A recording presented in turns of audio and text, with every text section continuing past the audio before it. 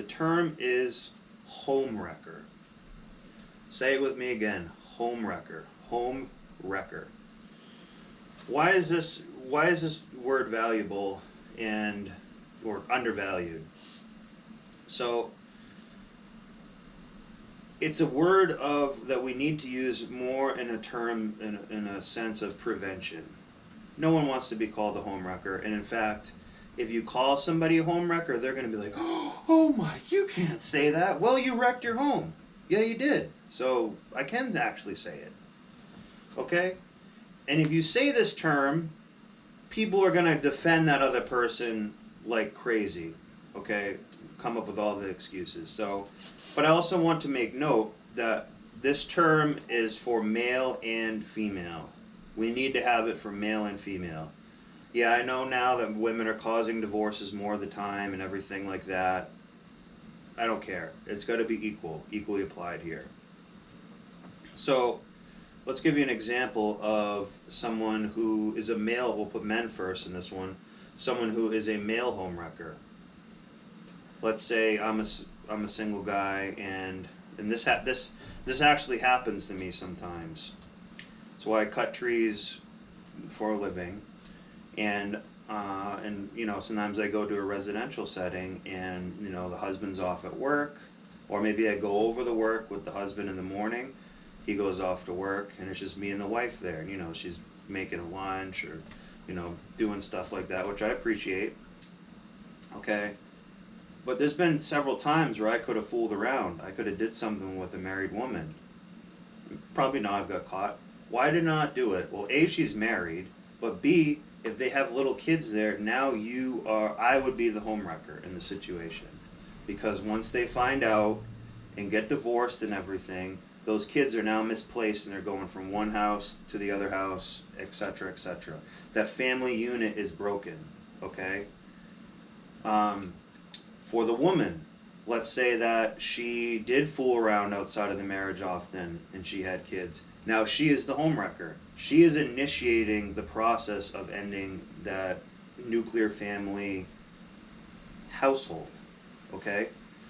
We need to really bring this up more. Divorce is almost glorified in our current society, and because it also has no shame. Okay? We look at it as saying like, oh well, they're being independent now. No, they're being independent because they have to because they wrecked the home. Okay, that the independence is almost an after effect of a wrecked home. Each person needs to be independent now. The husband and the wife who are now divorced. So we need to bring this term back. Okay, we can make it catchy, like she's putting the hoe in home wrecker or something, but I don't want it to be just about women. It's got to be men too. So if you're around a buddy of yours and he's fooling around with this married woman who he knows is married and has kids, he's being a homewrecker. Okay? Now, sometimes when it comes to women, they'll be fooling around with a guy who they know is married. Okay? And they know has little kids. Now, the time when I'm going to give people a pass a little bit of a pass is I've been in a relationship with someone who was married, but they didn't tell me about it. And it was a short fling. She didn't have a ring on. She just didn't tell me about it or anything. Okay? I'm not, saying that's awesome. Okay? But in 2026, we can often look these things up and everything. I should have looked up this person more, but I would have thought, if she was married, she would have, I'm kind of putting that burden on her a little bit, but, that wasn't a very long relationship, just like, a couple of nights was all that it was, and we just left it at that, okay? But we see some people dating married people for months on the male and female side, and they know it. It's like, well, you're a future homewrecker. We really need to bring this back because it puts more emphasis on the nuclear family staying together, trying to work through things and stuff like that. And when you call someone a homewrecker, you're almost calling them a slut or a whore being promiscuous, because that's generally where it that's generally what causes it, okay? That is most of the time what it's associated with. That's why women especially hate, if you call a woman a homewrecker who's divorced and has a little, a couple kids, they are going to be pissed. And they're going to find every excuse to justify why they did it, but in the end, the home is wrecked. So you are a homewrecker, okay?